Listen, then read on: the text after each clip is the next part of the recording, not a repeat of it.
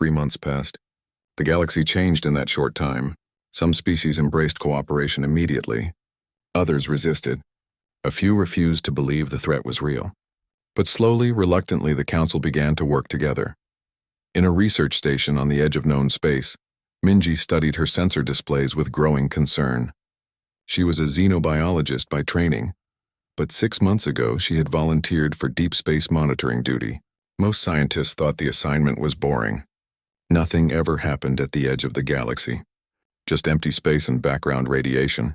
But Minji had been watching anomalies, small distortions in space-time, energy readings that should not exist, signals and frequencies that no known species used. The first readings appeared 18 months ago. Each month they grew stronger. Now they were impossible to ignore. She opened a priority channel to Earth Command. "This is Research Station Omega-7. I need to speak with Intelligence Officer Junho immediately." The response came within seconds. Uno's face appeared on her screen. He looked like he had not slept in days. "Dr. Minji, what have you found?" "They are here," she said simply. The Devourer's vanguard just entered the galaxy. Edge of Sector 9, approximately 200 light-years from the nearest inhabited system. Junho was already typing commands, pulling up sensor data from other stations. How many ships? "I am reading." Minji checked her instruments again, hoping she had made a mistake. She had not. Millions, maybe tens of millions. They are too densely packed to count accurately. And Junho, they are moving fast, much faster than we expected. Time to nearest Council world, if they maintain current speed, 3 weeks. Maybe 4. Junho closed his eyes for a moment. When he opened them, his expression was stone. "I am initiating Protocol Black Sky. All military forces are being mobilized. Send me everything you have." Minji transferred the data and then asked the question that had been haunting her. "Can we stop them?" "I do not know," Junho admitted. "But we are about to find out." Within hours, the galaxy knew. Every species received the same alert. The threat was real. The Devourer was here. Time for debate was over. At Apex Prime, an emergency war council convened. Captain Daehyun stood at a holographic display showing the approaching threat. Around him, military commanders from 24 species studied the data with growing horror. "They move like a swarm," a Velnari admiral observed. "No formation. No obvious command structure. Just millions of ships flowing through space like water." "The precursor records mentioned this," Daehyun said. "Individual Devourer ships have limited intelligence. But the swarm as a whole is intelligent. It thinks collectively. It adapts collectively.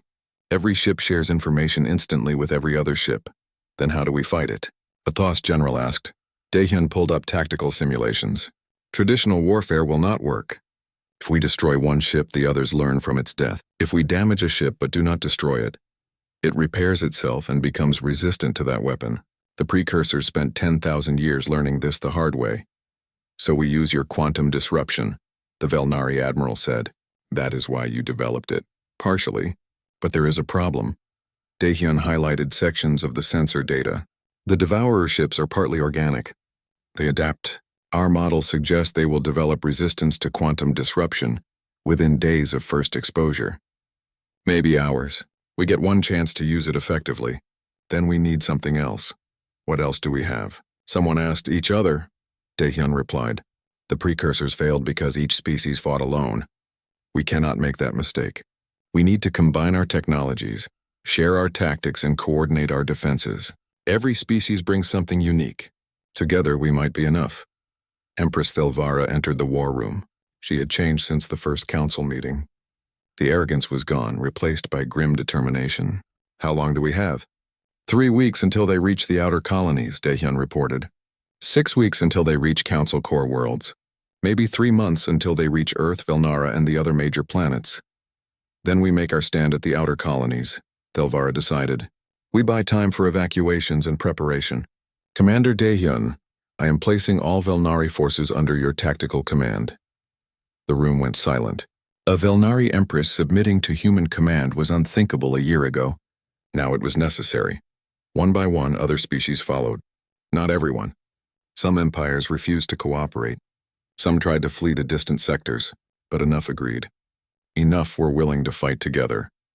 2 weeks later, the combined fleet assembled at the barrier line. It was a stretch of empty space deliberately chosen as a defensive position. Behind it, colonies were being evacuated. Ahead, the Devourer swarm approached.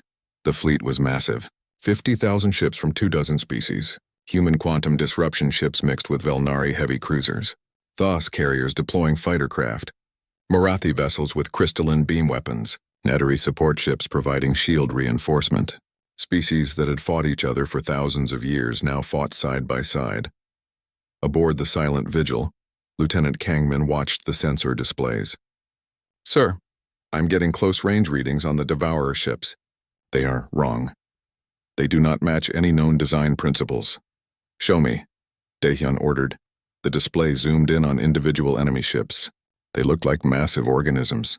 Dark, irregular shapes with organic curves and bioluminescent markings. Some were small, fighter-sized. Others were massive, kilometers long. They moved through space like schools of fish, thousands of ships coordinating perfectly without any visible communication. "They are beautiful," Kangman whispered. "In a terrible way." "They are efficient," Daehyun corrected. "Millions of years of evolution have made them perfect at one thing: consumption. They will try to board our ships, assimilate our technology, absorb our knowledge. We cannot let them get close." Ambassador Jiwon's voice came over the fleet-wide channel. She was aboard one of the command carriers, coordinating diplomatic efforts. "All ships, this is Ambassador Jiwon. In a few minutes we will engage an enemy that has destroyed countless civilizations. The precursors fell because they fought separately. We stand together. That is our advantage. That is our strength. Every species in this fleet brings something unique. Trust each other, protect each other, and we will survive this." The Devourer swarm entered weapons range. The first wave consisted of approximately 5 million ships. They spread across hundreds of thousands of kilometers. A dark cloud of organic technology bearing down on the defensive line. "All ships," Daehyun commanded. "Quantum disruption, maximum range. Fire." 10,000 human ships activated their quantum disruptors simultaneously. The effect was immediate and devastating. Across the swarm, thousands of Devourer ships simply stopped functioning. They went dark and drifted, disabled but not destroyed. For a moment it seemed like it would be easy. Then the swarm adapted. The disabled ships began to glow. Their bioluminescence changed color. Information spread through the swarm at impossible speeds. Within minutes, the Devourer ships developed resistance. Quantum disruption still worked, but each shot disabled fewer ships. They were learning. "They are adapting faster than our models predicted," Kangman reported. "At this rate, quantum disruption will be ineffective in 30 minutes. "Expected," Daehyun said calmly. Phase 2. All Allied ships engage with conventional weapons. Spread fire across multiple targets. Keep them adapting. Do not let them focus on one defense. The fleet opened fire. Energy beams from a dozen different species, each using different frequencies. Kinetic weapons with varying velocities. Missile swarms with diverse warheads. The goal was not to destroy the swarm. That was impossible. The goal was to overwhelm their ability to adapt. It worked. Sort of. The swarm took casualties. Thousands of ships destroyed. But for everyone that fell, the rest learned. Shields adapted to energy frequencies. Armor reinforced against kinetics. Point defenses improved against missiles. The swarm was learning from every attack. "This is not working," the Velnari admiral reported. "We are inflicting damage, but they adapt faster than we can adjust." Daehyun studied the battlefield. The swarm was not just attacking. It was probing. Testing defenses. Learning weaknesses. It was intelligent and it was patient. Then he saw the pattern. "They are trying to split us. Look at their movement." They are avoiding species that support each other and focusing on isolated ships. "They want to divide us." "Then we stay together," Jiwon said. "All ships, Titan formation. Overlapping fields of fire. Nobody fights alone." The fleet compressed, species mixing together in ways that would have been unthinkable months ago. Human ships providing quantum disruption support for Velnari heavy cruisers. Thos fighters using Marathi shields. Netari support vessels coordinating defensive screens across multiple species. And slowly, impossibly, they started to hold the line, not through superior technology, not through overwhelming force, but through cooperation. When the Devourer adapted to one species' weapons, another species was there with something different. When ships took damage, others covered them. The swarm was intelligent, but it had evolved to fight species separately. It did not understand unity. Hours passed. The battle raged across light minutes of space. Ships fell on both sides. 3 weeks passed quickly. The galaxy watched and waited. Betting pools formed among the various council species. Most odds favored humanity's complete humiliation. A few optimistic traders bet on a decent showing. Nobody bet on humanity winning. Aboard the Silent Vigil, Captain Daehyun reviewed his orders for the 100th time. The document was simple and clear. Operation Silent Thunder had 3 objectives: demonstrate capability, avoid casualties, and make the galaxy remember this day forever. 12 ships, Lieutenant Kangman said from his station. The young officer sounded nervous. We are taking 12 ships against the Velnari Third Fleet. 300 warships. Those are bad odds, sir. Daehyun did not look up from his display. Odds only matter when things are equal. They are not equal. But, sir, Lieutenant, do you know why they call me Old Stone? Daehyun finally turned to face the younger man. Because in 40 years of service, I have never lost a ship under my command. Not one. I do not plan to start today. On the observation deck, Ambassador Ji-won stood with her advisor Hyun and the diplomat Ji-young. The younger woman had spent the past 3 weeks learning everything she could about Velnari culture. She looked worried. Empress Thelvara chose the Third Fleet specifically, Ji-young explained. It is commanded by her cousin Admiral Threxus. He has conquered 14 systems. His fleet has never been defeated. She wants to make absolutely sure we fail. Let her be sure, Ji-won said calmly. Confidence makes people careless. The location chosen for the demonstration was the Kelvani system. 3 dead planets orbited a white dwarf star. The system had no resources and no value. It was perfect for what was about to happen. Every major species sent observers. Hundreds of ships gathered at a safe distance to watch. Some brought recording equipment. Others brought celebration supplies, already planning parties to mock humanity's defeat. The event was being broadcast to every council world. Billions would watch. The Velnari Third Fleet arrived first. 300 ships dropped out of faster-than-light travel in perfect formation. They were impressive. Each vessel was 500 meters long, covered in weapons. Their shields glowed with power. Their engines burned bright against the darkness of space. Admiral Threxus opened a communication channel to all observers. His voice was confident and strong. Today, the upstart species called humanity will learn their place. They insulted the Empress. They insulted the Council. Now they will understand the price of disrespect. The observer ships cheered, especially the Thos and Marathi, who enjoyed seeing their Velnari rivals show off.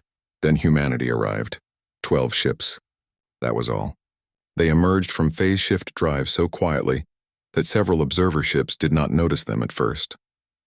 The human vessels were smaller than the Velnari warships.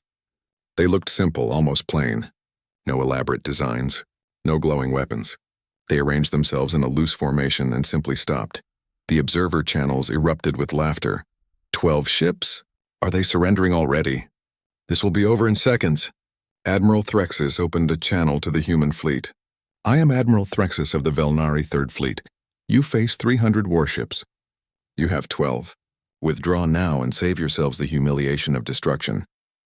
Captain Daehyun's face appeared on every screen in the system. He looked calm, almost bored.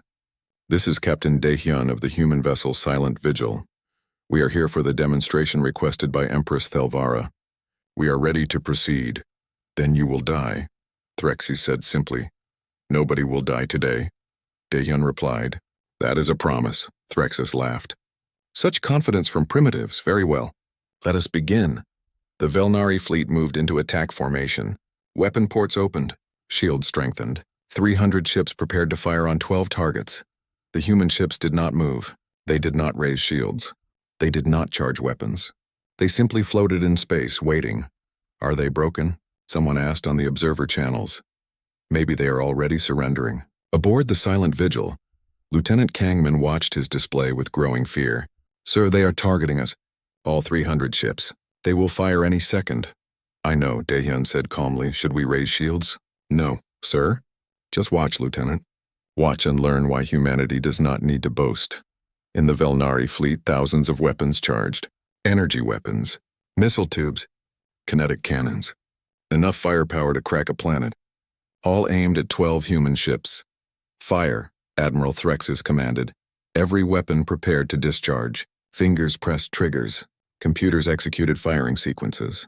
And then, nothing. Every single Velnari ship went completely dark. Engines died. Weapons went offline. Shields collapsed. Life support switched to emergency mode. Communications cut out. In one instant, 300 warships became 300 floating pieces of metal. Silence filled the observer channels. Nobody laughed now. The 12 human ships remained untouched. Then, moving with careful precision, they spread out through the Velnari fleet. As each human ship passed a Velnari vessel, a field of soft blue light extended from it. The field touched the alien ship and suddenly its life support stabilized. Emergency power activated. The crew inside would be safe, but nothing else worked. No weapons, no engines, no communications. It took 10 minutes for the human ships to stabilize all 300 Velnari vessels.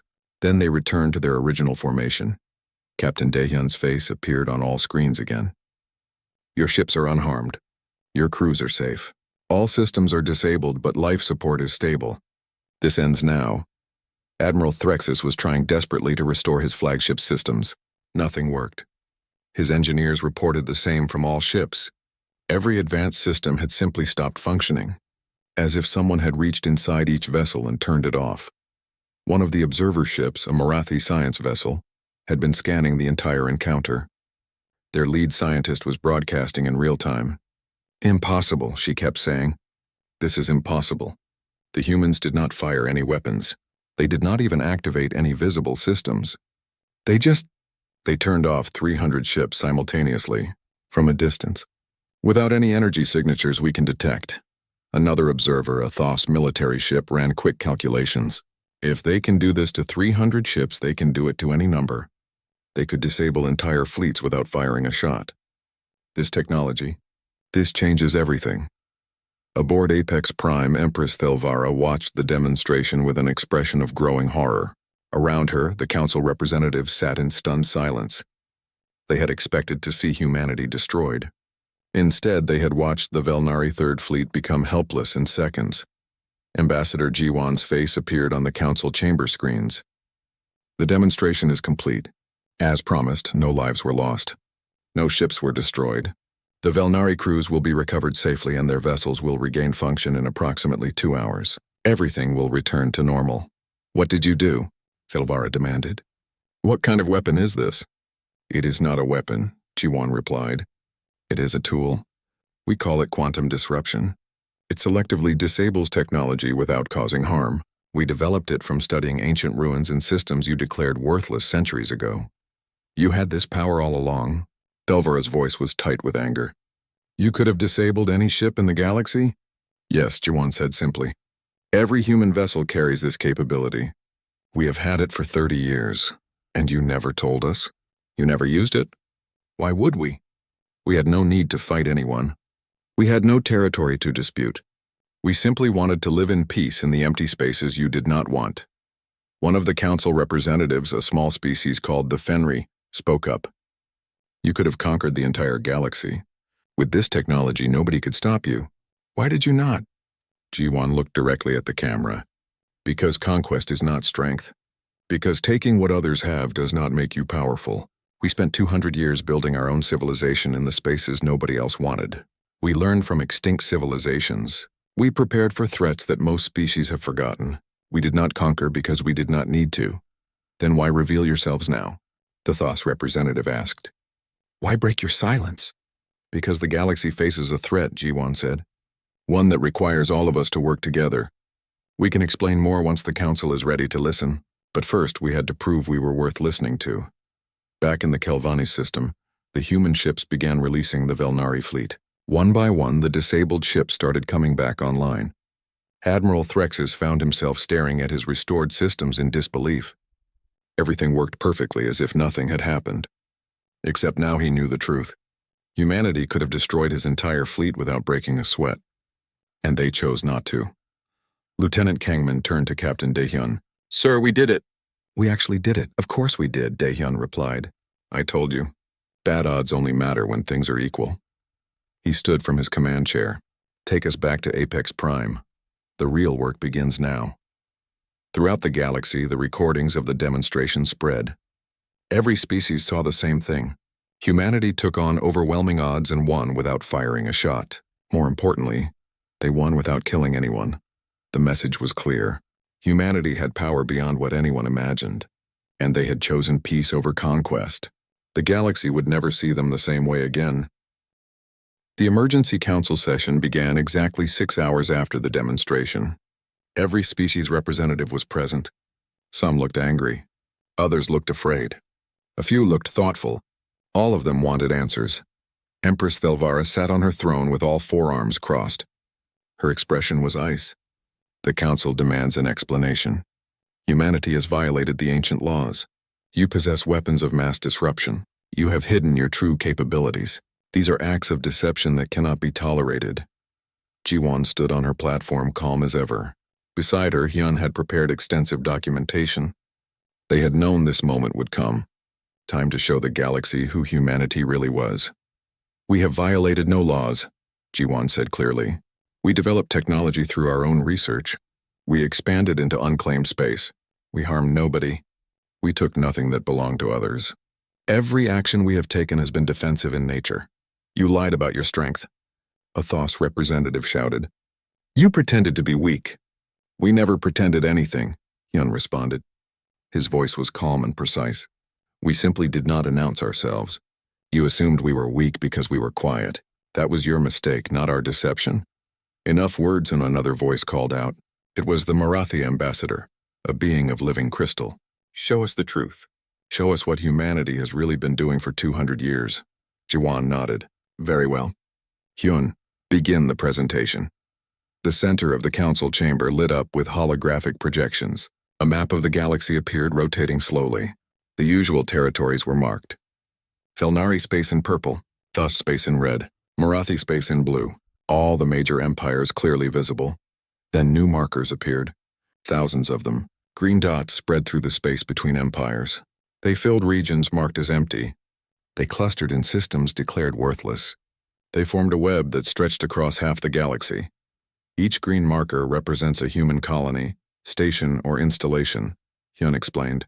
We currently maintain 2,147 permanent settlements. Our total population is approximately 80 billion humans. Shocked silence filled the chamber. 80 billion, someone whispered. That is more than the Thos collective. How did they hide so many people? Hyun continued. We did not hide.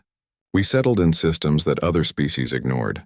Dim stars, asteroid fields, regions with high radiation or spatial anomalies, places you declared worthless centuries ago. The map zoomed in on specific regions, the Kuiper Rift, which the Velnari abandoned 3,000 years ago.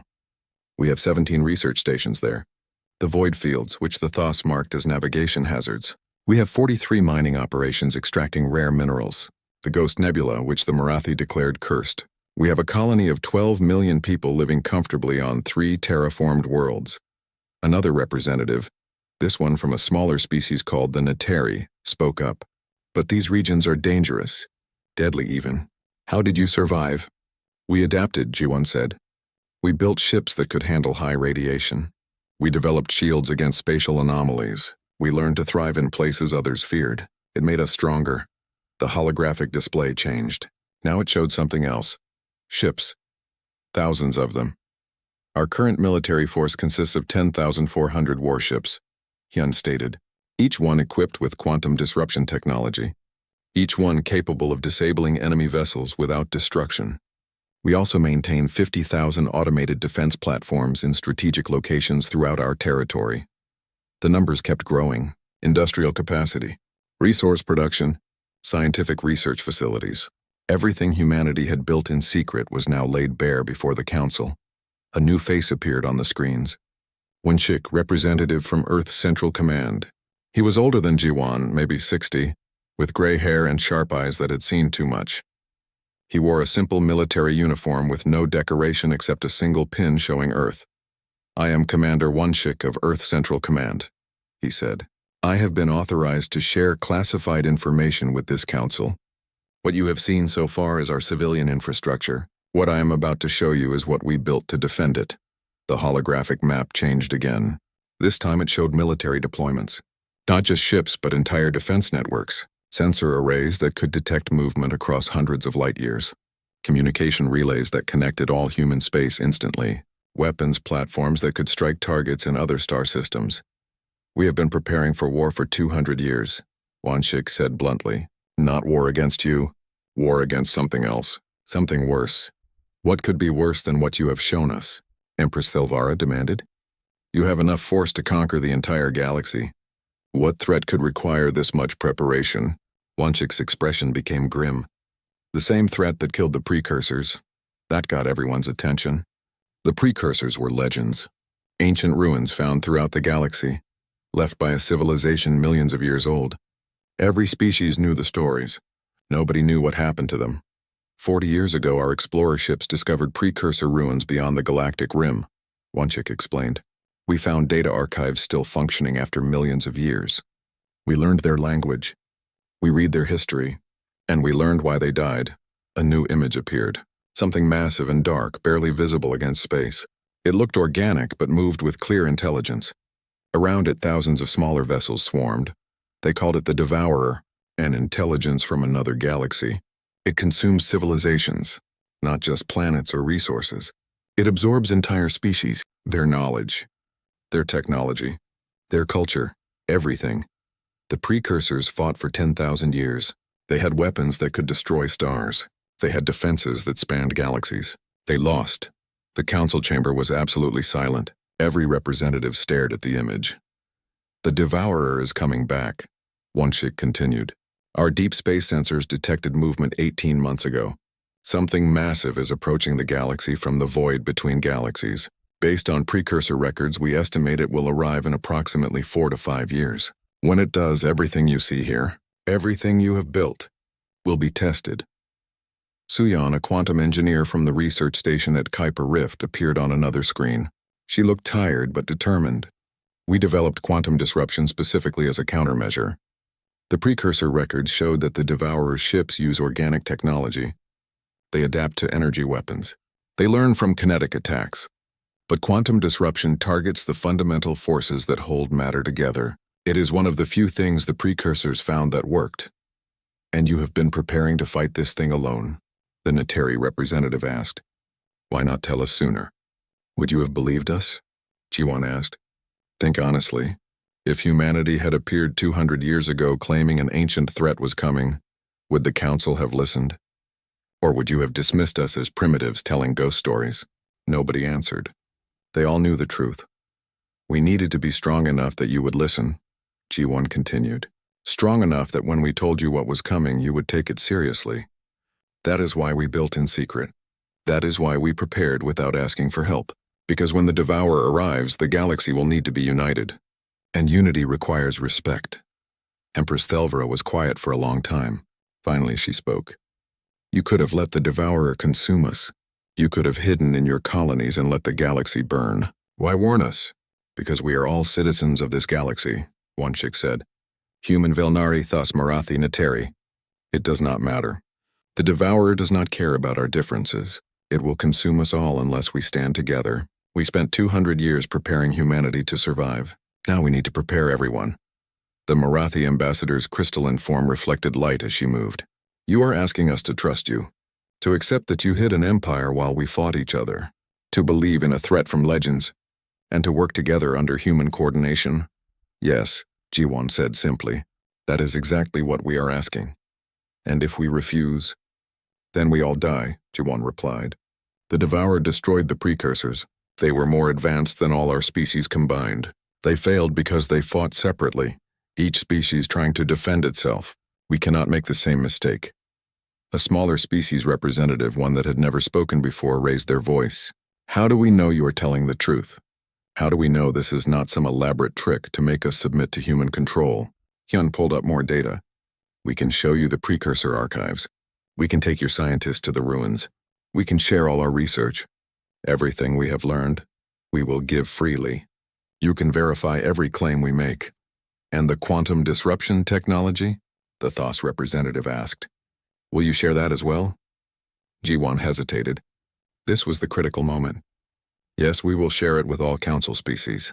But only if the council agrees to work together. Only if we form a true alliance.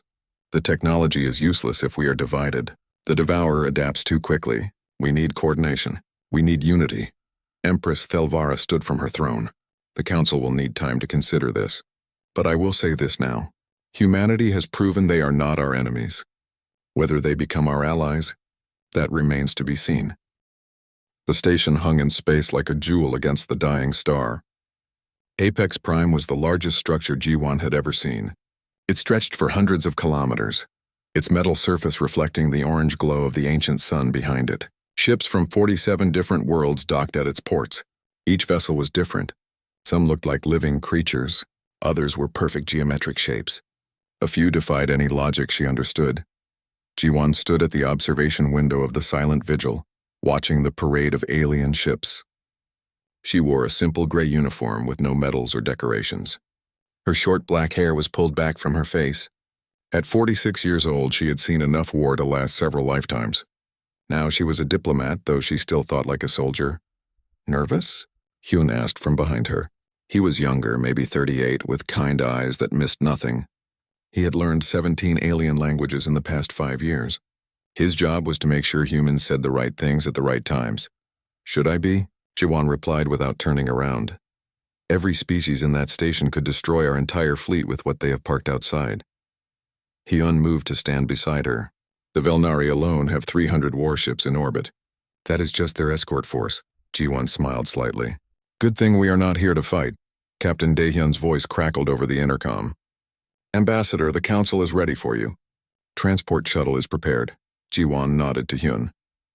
Time to meet the neighbors. The shuttle ride was short but tense. Through the window, Jiwon could see dozens of other shuttles arriving. Each one carried representatives from different civilizations. Some of these species had been traveling between stars for thousands of years. Humanity had only received their invitation 6 months ago. 200 years of quiet expansion, and suddenly the galaxy wanted to talk. The council chamber was breathtaking. It was a sphere 500 meters across. Seating platforms floated in the air, arranged in circles around a central podium. Each platform held delegates from a different world. The lighting shifted colors constantly, adjusting to the visual preferences of dozens of different species. Some aliens were massive, towering 3 meters tall. Others were small enough to fit in Jiwon's hand. A few did not even have solid bodies. Jiwon and Hyun took their assigned platform near the outer ring. The position told them everything they needed to know. Humanity was not important here. Not yet. At the center of the chamber on the highest platform sat Empress Thelvara of the Velnari Ascendancy. She was tall and elegant, with 4 arms and skin that shimmered like oil on water. Her species had ruled a quarter of the galaxy for 6,000 years. Behind her stood her generals and advisors, all wearing armor that looked more ceremonial than practical. The Millennial Accord begins, Thelvara announced. Her voice was translated instantly into every language present. We gather as our ancestors gathered. We gather to reaffirm our place among the stars. We gather to show our strength and claim our domains. One by one, species approached the central podium. Each one boasted about their achievements. The Thos Collective displayed holographic images of conquered worlds. The Marathi Unity demonstrated a weapon that could crack a planet's crust. Smaller civilizations showed off new technologies or presented tribute to the larger empires. Hours passed. Jiwon watched carefully. She noticed how the powerful species spoke with confidence, while the weaker ones spoke with desperation. She saw which empires respected each other, and which ones were barely holding back hostility. This was not a gathering of equals. This was a display of dominance. Finally, Thelvara's eyes fixed on the human platform. And now we come to the newest members of this assembly. Humanity. You have been expanding through the Orion Arm for 2 centuries. You have been silent neighbors. But now you are here. Now you must answer the question we ask all who would stand among the civilized galaxy. The chamber fell silent. Every alien eye turned toward Jiwon. Thelvara leaned forward on her throne. Who among you rules the stars? Jiwon stood slowly. She did not hurry. She walked to the edge of her platform and looked around the chamber. She met the eyes of species that had been traveling space since before humans discovered fire. She looked at empires that commanded billions of soldiers. She saw civilizations that had forgotten more about technology than humanity had ever learned. Then she simply stood there, silent. 10 seconds passed. Then 20. The chamber began to stir. Confused whispers spread through the platforms. Some aliens laughed. Others looked offended. 30 seconds, 40, 50. Hyun remained perfectly still on their platform, his face calm. He had expected this. They had discussed it during the long journey to Apex Prime. 60 seconds of complete silence. Then Ji-won spoke. "We have nothing to prove here." She turned and walked back to her seat. The chamber erupted. Aliens shouted in dozens of languages. Some called it an insult. Others laughed harder. A few looked intrigued. Thilvara rose from her throne, all four arms spread wide. Silence. Her voice cut through the chaos like a blade. The chamber obeyed instantly. "Nothing to prove?" Thilvara's eyes narrowed. "You come to the Millennial Accord and show us nothing? You claim a place among civilized species but demonstrate no strength? Perhaps humanity is too primitive to understand what is required here." Ji-won met the Empress's gaze without flinching. "We understand perfectly. You want us to perform, to show off, to compare ourselves to others and declare ourselves superior." She paused. "We decline." "Then perhaps you should not be here at all," Thilvara said coldly. "Perhaps," Ji-won agreed. "But you invited us. You reached out first. If we are so unimportant, why bother?" That question hung in the air. Ji-won noticed several species nodding slightly. The smaller civilizations, the ones forced to pay tribute and bow to empires, they understood what she was doing. Thilvara's expression hardened. "Very well. If you will not demonstrate willingly, then you will demonstrate when commanded. In one cycle, you will return to this chamber. You will show us what humanity can do. You will prove you deserve to be here, or you will leave and never return." "One cycle," Ji-won said calmly. "We accept." "And if you fail to impress?" Thilvara asked. "Then we leave. No argument. But if we succeed..."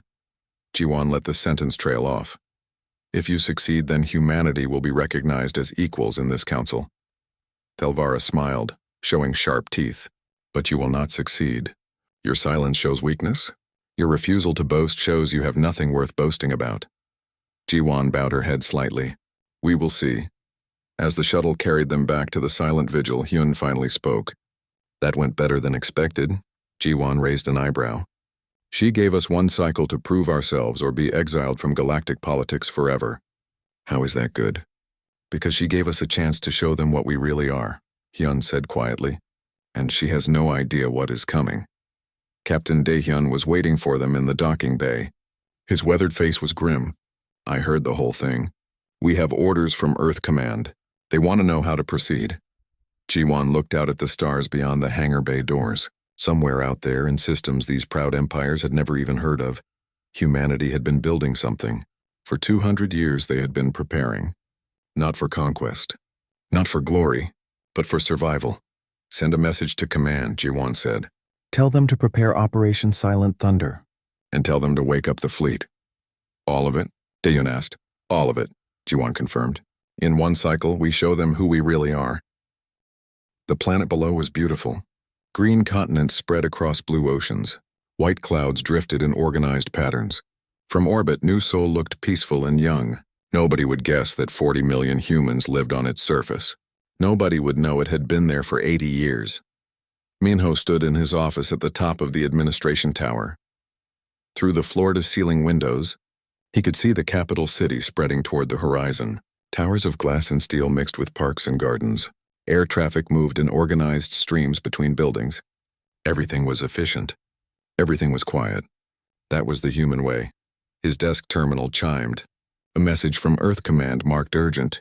Minho opened it and read quickly. His expression did not change, though his heart rate increased slightly. "They finally noticed us," he said aloud to the empty office. New Sol was just one of 2,000 colonies. Some were smaller, just mining operations with a few hundred people. Others were larger, massive industrial worlds with populations in the hundreds of millions. Together they formed the largest civilization in the galaxy, and until 6 months ago nobody knew they existed. The door opened. Heian walked in carrying a datapad. She was 63 years old with gray streaked through her black hair. As the colony's chief historian, she had spent decades documenting humanity's expansion into space. She knew the story better than anyone. "You saw the message from command?" she asked. Minho nodded. The Council has given Ambassador Jiwan one cycle to prove ourselves. Command wants all colonies on alert. They are going to show them everything, Hyun said. It was not a question. Not everything, but enough. Minho turned from the window. Tell me again how we did this. How did we hide an empire? Hyun smiled slightly. She loved telling this story. We did not hide. We simply never announced ourselves. When humanity first achieved faster-than-light travel, we sent out explorer ships. They found systems the other species had marked as worthless. No valuable minerals, they said. Too far from trade routes, they said. Not worth the effort. But we settled them anyway, Minho said, because we saw something they did not. Space is not about resources. It is about room to grow. Hyun pulled up a holographic map above Minho's desk. It showed the galaxy in 3 dimensions. Thousands of dots marked human colonies. While the empires fought over the core worlds, we spread through the empty spaces. Systems with dim stars, asteroid fields with no planets, places nobody else wanted. Minho studied the map. The human colonies formed a web through the Orion Arm and beyond. They connected to each other but avoided major alien territories. We surrounded them without them noticing. Not surrounded. We just filled in the gaps. Hyun zoomed in on one section. This is the Kuiper Rift, a region of space the Velnari declared worthless 3,000 years ago. Too much radiation, they said. Too many spatial anomalies. But Yunbi set up a research station there, Minho said. He knew this part of the story well. 30 years ago, she and her team discovered ancient ruins in the rift. Ruins from a civilization that died millions of years before any current species evolved. The precursors, we call them. They had technology that makes the Velnari look primitive. Minho had seen some of that technology in action. Quantum drives that could fold space. Communications that worked instantly across any distance. Weapons that could disable enemy ships without destroying them. And the ruins had been waiting in empty space, in systems the galaxy had forgotten. We reverse-engineered everything we could, Hyun continued, but we kept it secret. Every discovery stayed within human space. Every advancement was shared only among our colonies. We learned from the precursors, but we told nobody. Why? Minho asked, even though he knew the answer. Why keep it secret? Because the galaxy is dangerous, Han said quietly. Every civilization that announces a new technology becomes a target. The strong want to steal it. The weak want to beg for it. Better to stay quiet and stay safe. A notification appeared on Minho's terminal. Incoming transmission from the Expeditionary Corps. He accepted it. Commander Taeyang's face appeared on the screen. The man looked tired but alert. Behind him, Minho could see the bridge of an exploration vessel. Administrator Minho, Taeyang said with a slight bow of his head. I have the survey data you requested. Send it over, Minho replied. Data flooded into his terminal. Star charts, system surveys, resource assessments. The Expeditionary Corps had been mapping the galaxy for 50 years. They moved through alien space without being detected, recording everything they saw, every military installation, every trade route, every weakness. The Council species know nothing about us, Taeyang said. Their intelligence networks focus on each other. They watch their rivals and ignore empty space. We have been mapping their territories for decades. We know their military strength better than they do. And they know nothing about ours, Minho said. Correct. As far as they are concerned, humanity has maybe 50 colonies and a few hundred ships. They think we are newcomers, primitives. Taeyang allowed himself a small smile. They have no idea we have 10,000 warships. They do not know about the defense platforms. They have never seen our phase shift drives or quantum disruptors. Hyun spoke up. Commander, your ships have been beyond the galactic rim. What did you find there? Taeyang's expression became serious. That is classified, historian. Above my level to discuss. I have clearance, Hyun said firmly. Taeyang glanced off screen, checking something. Then he nodded. We found more precursor ruins. Thousands of dead worlds. And we found records. The precursors were not just one civilization. They were a coalition of dozens of species. They worked together for millions of years. They built an empire that spanned multiple galaxies. What happened to them? Minho asked, though part of him did not want to know. Something came, Taeyang said quietly. Something from beyond the galactic rim. The precursor records call it the Devourer. It consumed everything in its path. The precursors fought back with weapons that could destroy stars. They lost. Their entire civilization was wiped out. Only their ruins remain. The office was silent for a long moment. Is it still out there? Heiyun asked. Yes, Taeyang said, and it is coming back. Our deep space sensors detected movement 6 months ago. Whatever killed the precursors is heading toward the galaxy again. It will arrive in approximately 5 years. Minho felt cold despite the comfortable temperature in his office. Does the council know? No, and they would not believe us if we told them. They think they are the masters of the galaxy. They think their empires are eternal. They have no idea what is coming. Taeyang leaned forward. That is why Command approved revealing ourselves. We cannot fight what is coming alone. Nobody can, so we show them who we are, Minho said. We demonstrate our strength. We make them take us seriously, and then we tell them about the Devourer. That is the plan, Taeyang confirmed.